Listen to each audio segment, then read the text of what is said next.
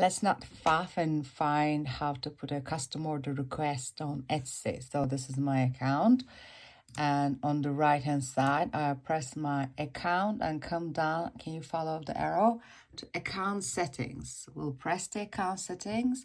It opens in another window. On the left hand side I come down to settings, press the settings, and under the settings there's options. You press the options, there's shop options, and the second row is your custom order requests.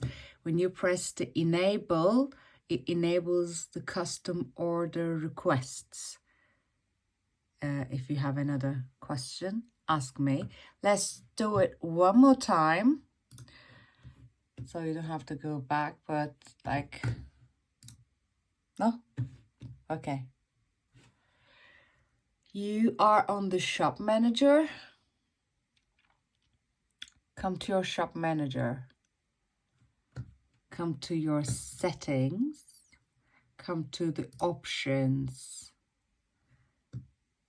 And under the options on the right, it gives you enable custom order request as a second option. You're welcome.